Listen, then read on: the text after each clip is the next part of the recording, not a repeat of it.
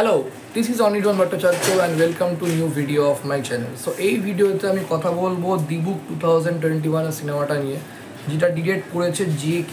এটা হরার জেনারের একটা cinema. মুভিটায় part করেছে ইমরান হাসমি, নিখিল দত্ত, আরও অনেকে। তো এই মুভিটা আমার কীরকম লাগলো, এই মুভিটার পজিটিভ দিক নেগেটিভ দিক দুটো দিক দিয়েই কথা বলবো এই ভিডিওতে। তো চলুন শুরু করা যাক। ফার্স্ট অফ অল, এটা যে ডিরেক্টর JK, তারই মালায়াম সিনেমার রিমেক। সিনেমাটার নাম হচ্ছে ইজরা, যেটা মালায়াম সিনেমাটা, যেটা আপনারা এখন কারেন্টলি দেখতে পারবেন অ্যামাজন প্রাইম ভিডিওতে। ঠিক আছে, এইবার বইটার আমি গল্পটা বলছি। গল্পটা হচ্ছে, এখানে হচ্ছে স্যাম, যেটা তোমার ইমরান হাসমি প্লে করছে, আর নিখিল দত্ত ক্যারেক্টারটার নাম হচ্ছে তোমার মাহি। তো এরা দুজন হচ্ছে হাজব্যান্ড ওয়াইফ। তাদের যে সন্তানের যে ফার্স্ট ইস্যুটা, অর্থাৎ মায়ের তোমার নিখিল দত্তর তোমার মিসক্যারেজ হয়, এবং সেই জন্যে নিখিল দত্ত খুবই ডিপ্রেসড, এবং সেই ডিপ্রেস কাটানোর জন্য তারা একটা ফ্রেশ স্টার্ট করার জন্য মরিশাসে আসে, এবং মরিশাসে এসে তারা নিজেদের জীবনযাপন শুরু করে। আচ্ছা, তোমার জীবনযাপন শুরু করার পর মাহি তোমার, যেহেতু ইমরান হাসমি কন্টিনিউয়াসলি কাজের সূত্রে তোমার অফিসে থাকে, এবং তা সে একদিন তোমার একটা অ্যান্টিক স্টোরে যায়, এবং অ্যান্টিক স্টোরে গিয়ে সে একটা অ্যান্টিক উডেন বক্স, যাকে বলে তোমার, যেটা নাম হচ্ছে দিবু, যেটার নামে সিনেমাটা, সেটা কিনে আনে। এবং সেখান থেকে একটা ম্যালিভোলেন্ট স্পিরিট, জিউইশ ফলক্লোর থেকে, সেই স্পিরিটটা মানে ভর করে তোমার ওই মাহির ওপর, অর্থাৎ নিখিল দত্তের ওপর। এইবার এই স্পিরিটটা যে মানে মাহির ওপর যে ভর করে, এবং এন্ড অফ দ্য ফিল্ম এই স্পিরিট থেকে মাহি কিভাবে তোমার বেরোতে পারবে কি পারবে না, বা শেষ অবধি কী হয়, সে নিজের যাকে বলে নর্মাল মানে অবস্থায় ফিরতে পারবে কি পারবে না, সেটা নিয়েই হচ্ছে গল্পটা। আচ্ছা, এবার আমি এটা, এই যে এখানে যে তোমার ডিবুক জিনিসটার হিস্ট্রিটা বলা হয়েছে, এটা একটা জিউইশ ফলক্লোর ব্যাপার।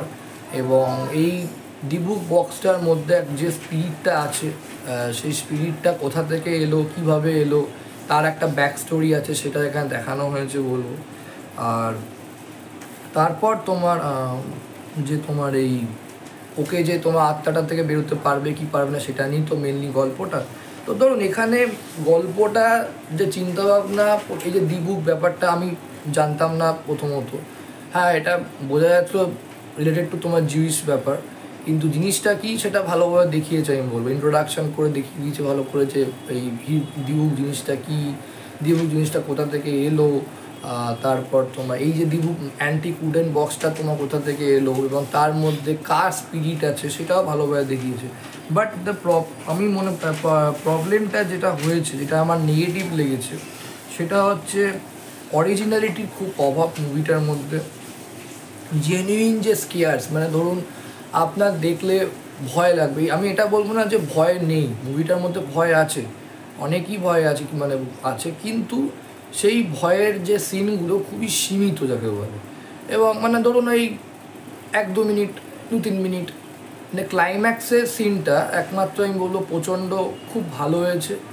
আর নিখিল দত্ত পজেস্ট হওয়ার পর একটা সিন আছে, আমি বলছি না, অনেক ওই সিনটা ভাইরালও হয়েছিল ইউটিউবে, শর্টসে খুব দেখা যাচ্ছিলো।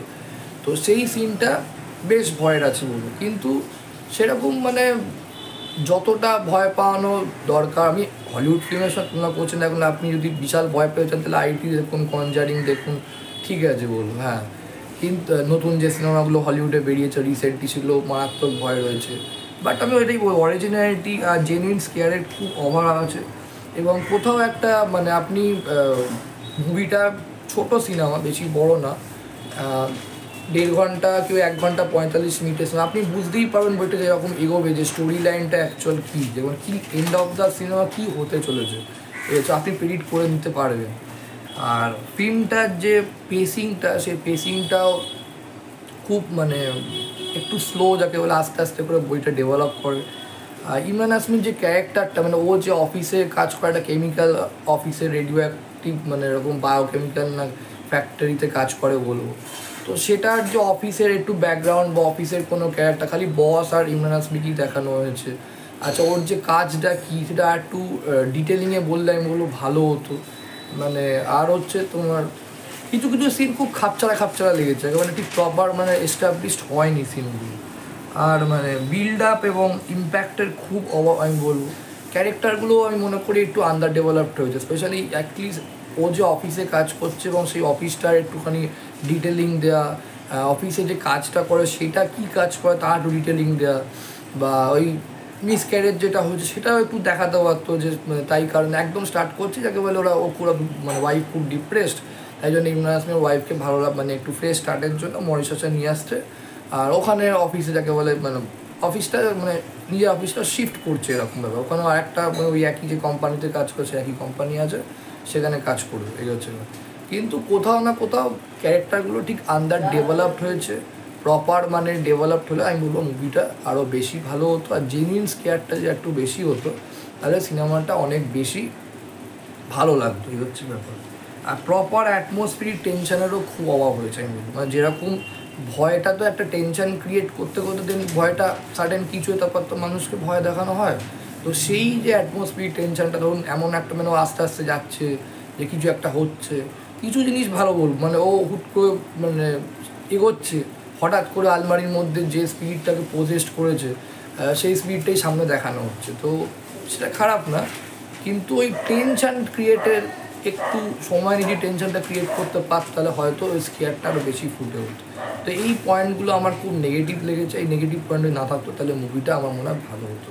ক্লাইম্যাক্সটা খুব ভালো, ক্লাইম্যাক্সে যে টুইস্টটা রয়েছে সেটা ভালো, সেটা বলছি না, দেখুন আমি বলবো এটা আপনারা MX প্লেয়ারে দেখতে পারবেন, ফ্রিতে দেখতে পারবেন, সাবস্ক্রিপশন অ্যামাউন্ট দিতে হবে না, ওরা অ্যাডভার্টাইজমেন্টটা খালি দিয়ে রাখে বিকজ ওই সাবস্ক্রিপশন অ্যামাউন্টটা একটু আপনি দিচ্ছে না সেখান থেকে টাকাটা তুলে নিতে পারেন, আপনারা দেখতে পারেন মিস করে, খারাপ লাগবে না। আর যে ব্যাক স্টোরিটা যেটা দেখিয়েছে মানে যেখান থেকে মানে ওই স্পিরিটটা দেখাতে হবে, তো স্পিরিটটা কার সেই ব্যাক স্টোরিটাও খুবই আমি বলবো বোকা একটু, মানে ওই যা হয় একই জিনিস বুঝতেই পারবেন দেখলে, তো সেটা আমি আর বলছি না। তো ওভারঅল বলতে গেলে খারাপ না,